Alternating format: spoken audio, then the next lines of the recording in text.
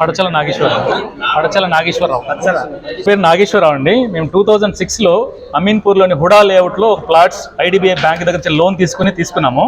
అయితే 2006లో సడన్గా మా నైబర్ కృష్ణంరాజు గారని సడన్గా ఓవర్ నైట్ ఆల్మోస్ట్ ఒక 400 మంది ప్లాట్స్ని ఆక్రమించి వాళ్ళు కన్స్ట్రక్షన్ చేసుకోకపోతే మేమందరం ఒక అసోసియేషన్గా ఫామ్ చేసి నేతాజీ ప్లాట్ ఓనర్స్ అసోసియేషన్ పేరు పెట్టుకుని మేమంతా ఫామ్ చేసుకుని అప్పటి నుంచి దాదాపు 20 ఏళ్ళుగా ఫైట్ చేస్తున్నాం. ఈ సమస్యని చిన్న సమస్య, ఇది ఒక బౌండరీ ఇష్యూ ఉంది వాళ్ళకి మాకి మధ్యలో. ఈ 20 ఇయర్స్గా మనం పోరాడుతూ లాస్ట్ ఫైనల్గా హైకోర్టు ఒక ఆర్డర్ ఇచ్చింది, మీరు రీసర్వే చేసుకుని క్లోజ్ చేసుకోమంటే. ఇప్పుడు మనం చేసిన ఈ సర్వే డిపార్ట్మెంట్ ఇప్పుడు కరెంట్ ఏడీ గారు కనీసం సైట్లో కూడా రాకుండా వాళ్ళ కింద సబార్డినేట్స్ని ఒక ఆయన ఇద్దరు డిప్యూటీ ఇన్స్పెక్టర్లు పంపిస్తే వాళ్ళిద్దరిలో కూడా ఒకరు డిస్ప్యూట్ అయ్యి మధ్యన వెళ్ళిపోయి ఏదో రకంగా పంచనామా చేసేయాలి, ఏదో పాయింట్స్ పెట్టి మాకు క్లియర్గా ఇక్కడ ఉన్నాయండి.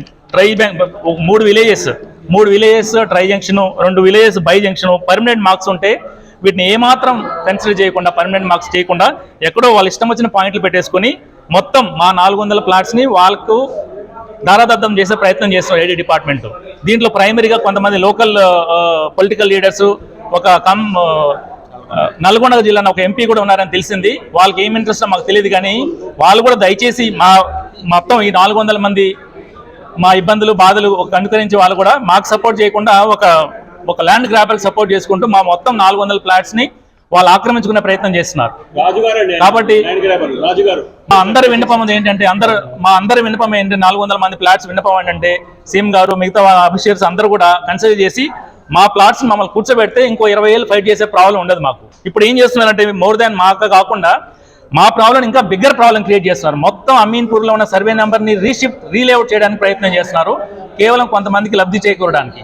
అలా కాకుండా అందరికి దయవంచి మా ప్రార్థన ఏంటంటే మొత్తం ప్లాట్ ఓనర్స్ అందరూ కూడా మాకు సాయం చేయని అడుగుతున్నాం. రేపటి నుంచి ఈ సమస్య పోరాట వరకు రేపటి నుంచి అందరం కలిసి ప్లాట్ ఓనర్స్ అంతా కలిసి మా లేఅవుట్లో కూర్చొని నిరాహార దీక్ష చేయడానికి కూడా మేము రేపటి నుంచి ప్రయత్నం చేస్తున్నాము. హోప్ మీరందరూ సపోర్ట్ చేశారని ప్రార్థిస్తున్నాం. అందరినీ కూడా ఒకసారి ఆల్రెడీ కలిసామండి, కలిసి విన్నపించుకున్నాము. హోప్ఫుల్లీ ఆయన కూడా సపోర్ట్ చేశారని ఆశిస్తున్నాం. కృష్ణంరాజు గారు ఆ పక్క నైబర్కి, కొంతమంది పొలిటికల్ లీడర్స్కి ఎవరైతే మా 18 ఎకరాలు అందరూ షేర్ చేసుకోవడానికి ప్రయత్నిస్తారు. 18 ఎకరాలు అంటే ఆల్మోస్ట్ కొన్ని 100 కోట్లు ఉంటుందండి ప్రస్తుతానికి. ఓవర్ నైట్ మా లేఅవుట్ లోకి వచ్చి మమ్మల్ని జరపడానికి ఎంకరేజ్మెంట్ కి ట్రై చేశారు. ఆ రోజు మాకు ఇష్యూ తెలియదు.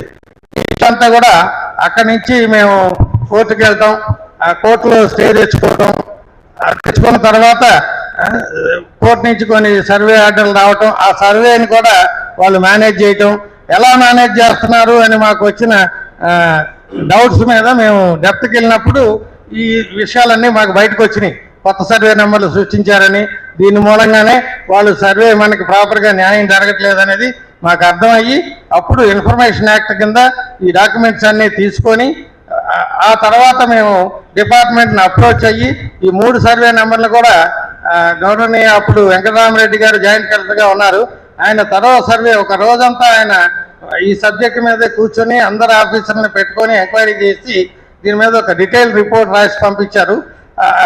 మా దురదృష్టానికి ఆయన ఆ టైంలోనే ఆయన కలెక్టర్గా ప్రమోట్ అయ్యి జిల్లాలు సపరేట్ అవడం వల్ల వేరే చోటకి షిఫ్ట్ అవడం జరిగింది.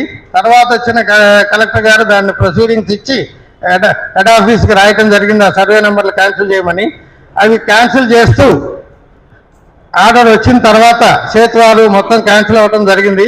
రికార్డెడ్గా మొత్తం కమిషనరు, ఆర్డీడీ, సిసిఎల్ఏ మొత్తం చీఫ్ సెక్రటరీ వరకు ఈ రికార్డ్ అంతా కూడా ఎంక్వైరీ జరిగింది. చేసిన తర్వాతనే దాన్ని క్యాన్సిల్ చేయడం జరిగింది. ఆ క్యాన్సిల్ చేసిన తర్వాత మేము అప్లై చేసిన సర్వేకి 2018లో మాకు సర్వే చేశారు. సర్వే చేసి పర్మనెంట్ ల్యాండ్ మార్క్ అయిన ట్రై జంక్షన్, 3 రోజులకి ట్రై జంక్షన్ అంటారు, అది దాన్ని బేస్ చేసుకొని కొలిస్తే మాకు కరెక్ట్గా న్యాయంగానే వచ్చింది. అయితే అదే రోజు ఈ నైబర్ కృష్ణరాజు అనే అతను ఒరిజినల్ డాక్యుమెంట్లో ఉండే అతను సర్వేకి అప్లై చేసినట్టు ఉంటుంది, కానీ ఫిజికల్గా వచ్చేది అతను రాడు. అతని తమ్ముడు రఘురాజు అని వస్తాడు.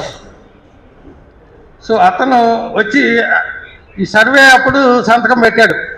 సర్వే స్టార్టింగ్లో సర్వే చేయమని యాక్సెప్ట్ చేశాడు. సర్వే అయిన తర్వాత మా దగ్గర ఫొటోస్ కూడా ఉన్నాయి సర్వేకి అతను వచ్చాడని. సర్వే అయిన తర్వాత సంతకం పెట్టుకుని ఎస్కేప్ అయ్యాడు. డిపార్ట్మెంట్ని లాస్ట్లో కొంత మేనేజ్ చేశాడు. సంతకం మాత్రం పెట్టలేదు. డిపార్ట్మెంట్ కూడా పర్లేదని సంతకం పెట్టకపోతే ఏం కాదని మమ్మల్ని గైడ్ చేస్తే మేము సరే అని ఊరుకున్నాం. మాకు అంత డెప్త్ నాలెడ్జ్ సమస్య వస్తే కదా మనకు తెలుస్తుంది. అది అయిపోయింది. అది అయిన తర్వాత 3-4 months వాళ్ళు ఐడియల్గానే ఉన్నారు, ఏం చేయలే. 3-4 నెలలు ఏమీ చేయలే. 4 నెలలు తర్వాత మేము దాన్ని డెవలప్ చేసుకుంటూ వాళ్ళు బాధ్య రోడ్లు అది ఫామ్ చేసుకునే టైంలో ఇమీడియట్గా హైకోర్టు నుంచి స్టే ఆర్డర్, ప్రీవియస్ సర్వే మీద స్టే ఆర్డర్ తీసుకురావడం జరిగింది. స్టే ఆర్డర్ ఏమని నాకు నోటీస్ ఇవ్వకుండా చేశారు, నా అబ్సెన్స్లో జరిగింది ఇది, అందువల్ల ఈ సర్వేని యాక్సెప్ట్ చేయడానికి వీల్లేదని చెప్పి 1 side ఆర్డర్ వచ్చింది. మాకు నోటీస్ కూడా రాలేదు. కోర్టు నుంచి మాకు నోటీస్ ఇవ్వాలి. యాక్చువల్ ప్రొసీడింగ్స్ ప్రకారం ఏంటంటే అతను కోర్టుకి వెళ్ళకూడదు, అతనికి అన్యాయం జరిగితే అప్పీల్కి వెళ్ళాలి. అప్పీల్కి వెళ్ళి అప్లై చేసుకోవాలి. 4 నెలలు గమ్మున ఊరుకొని 4 నెలల తర్వాత కోర్టు ఆర్డర్ తెచ్చాడు. సరే, అప్పటి నుంచి కోర్టులో అడ్వకేట్ని మేనేజ్ చేస్తున్నాడు. మా అడ్వకేట్ని కూడా మేనేజ్ చేస్తున్నాడు, మాకు తెలియదు. అది 5 సంవత్సరాలు పట్టింది. 2019 ఫిబ్రవరిలో జనవరిలో స్టే ఆర్డర్ తెస్తే 4-5 సంవత్సరాలు పట్టింది. రీసెంట్గా అది దాని మీద ఫైనల్ ఆర్డర్ ఇచ్చారు. ఏమని, మా అడ్వకేట్ని మేనేజ్ చేయటం వల్ల వాళ్ళు నోరు తెరవాల కేసు గురించి. ఆర్డిడి ఫైలు ఇవన్నీ పుటప్ చేసాం, కేసు అంతా కూడా మన